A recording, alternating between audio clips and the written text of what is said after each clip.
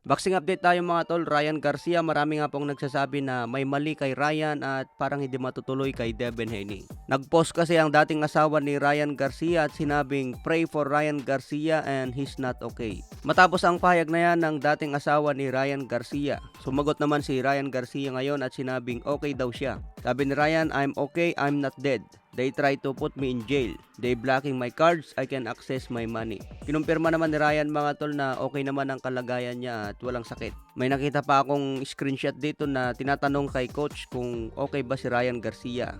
Sabi naman ng coach mga tol, yes, Ryan is okay, he just trolling the wrong way. So palabas lang daw ni Ryan yung mga ginagawa niya ngayon sa social media. Yung sinasabing nagiinom, nagyoyosi si Ryan. Paliwanag naman ni Ryan, normal lang daw ang kanyang pag-iinom at pagyoyosi. Hindi naman daw ito naapekto sa kanyang training. Kaya nakanda pa rin daw siya ngayong April 20 laban kay Devin Haney. So abangan natin yan mga tol, sana nga hindi mapurnada ang laban. Baka biglang makancel pa kapag papalapit na ang April 20. Katulad sa nangyari kay Alexander Usyk versus Tyson Fury. Sa ibang banda naman, Tyson Fury nagsimula na nga po sa kanyang training laban kay Alexander Usyk. Mangyayari na nga po ang laban nila ngayong May 18 kaya abangan po natin yan. Undisputed sa heavyweight division. Sinabi ni Tyson Fury i-knockout niya si Alexander Usyk. Pero sabi naman ng mga fans mga tole, hindi mo nga na-knockout si Francis Ngannou na galing sa MMA. Tapos ngayon balak mo i-knockout si Alexander Usyk na matagal nang lumalaban sa boxing. So marami ang hindi naniniwala kay Fury na kaya niyang tapusin si Alexander Usyk. Sa ibang banda naman, Floyd Mayweather sinabing dapat bigyan ng opportunity itong si Jaron Boots Ennis.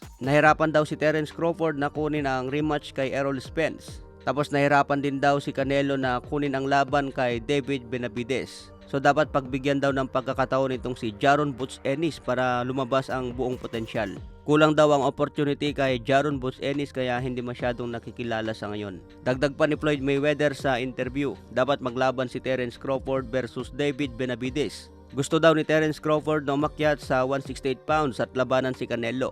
Itong si David Benavidez naman gusto rin niya labanan si Canelo. Pero parehas daw hindi pinagbibigyan ni Canelo Alvarez. Kaya suggest ni Mayweather mga tol, dapat paglabanin na lang si Terence Crawford versus David Benavidez. So kung sino ang panalo sa dalawa, pwedeng labanan ni Canelo Alvarez. Ano sa tingin nyo mga tol, kaya ba ni Crawford itong si David Benavidez? Napakalaki po ni Benavidez mga tol kung ilaban yan kay Crawford. Volume puncher pa itong si David Benavidez at may lakas din. Sa ibang banda naman, Canelo Alvarez may report na bumabalik ito sa PBC promotion para ituloy ang 3-fight deal. Kaya pwedeng lumaban si Canelo ngayong May kay Jaime Munguia. Sa darating na September naman, laban kay Jermall Charlo. So wala pa rin dyan ang pangalan ni David Benavidez. So abangan natin mga tol ang announcement mula sa kampo ni Canelo kung ano nga ba talaga ang tinatarget.